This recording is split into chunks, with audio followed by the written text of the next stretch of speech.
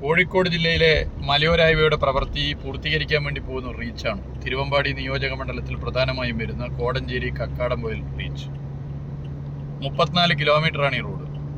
198 കോടി രൂപ ചെലവഴിച്ചുള്ള ഈ പദ്ധതി ഏറെക്കുറെ പൂർത്തീകരിക്കപ്പെട്ടു. 98% കഴിഞ്ഞു. കേരളത്തിൻ്റെ സ്വപ്ന പദ്ധതിയാണ് മലയോര ഹൈവേ.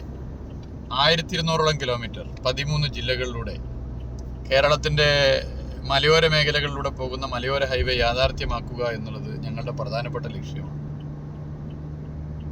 അതിൻ്റെ ഭാഗമായി തുടർച്ചയായ ഇടപെടലാണ് ഞങ്ങളെല്ലാവരും ഒരു ടീമായി നിന്നുകൊണ്ട് നടത്തിക്കൊണ്ടിരിക്കുന്നത്. നാടിൻ്റെ സ്വപ്ന സാക്ഷാത്കാരമാണ്. ഇവിടുത്തെ MLA നമ്മുടെ പ്രിയങ്കരനായ ശ്രീ ലിൻഡോ ഉൾപ്പെടെ ഒരു ടീമായി നിന്നുകൊണ്ട് ഈ പ്രവർത്തിക്ക് നേതൃത്വം കൊടുക്കും. ഈ റോഡിലൂടെ യാത്ര ചെയ്യുമ്പോൾ വലിയ സന്തോഷമാണ്.